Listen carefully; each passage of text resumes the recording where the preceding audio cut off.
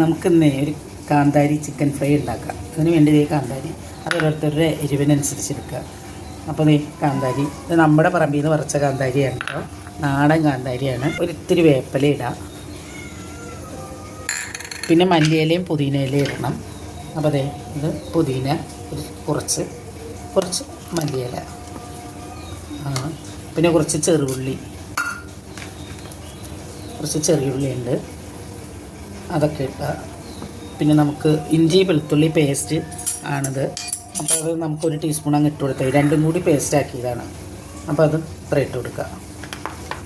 പിന്നെ നമുക്ക് ഇച്ചിരി തൈര് ഒഴിച്ച് കൊടുക്കാം, കുറച്ച് തൈര്, ഒരു പുളിക്ക് വേണ്ടിയിട്ടുള്ളത് മതി കേട്ടോ, ഒരു ചെറിയ പുളിക്ക് വേണ്ടിയിട്ടുള്ളത് മാത്രം.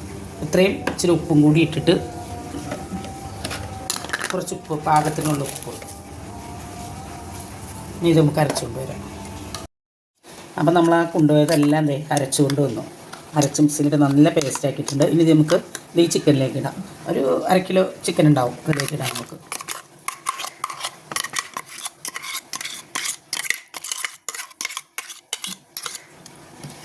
ഇനി നമുക്കിത് നന്നായിട്ട് മിക്സ് ചെയ്ത് കൊടുക്കാം.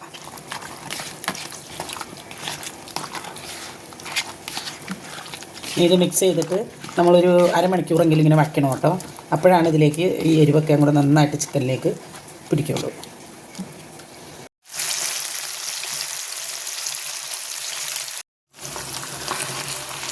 അപ്പോൾ ഒരു വശം നമുക്ക് മറച്ചിട്ട് കൊടുക്കാം.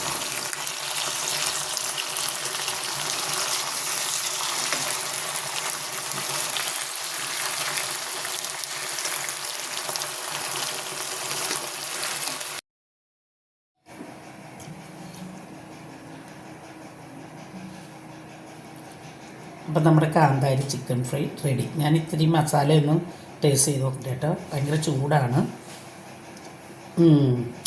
നല്ല ടേസ്റ്റ് ഉണ്ട് കേട്ടോ.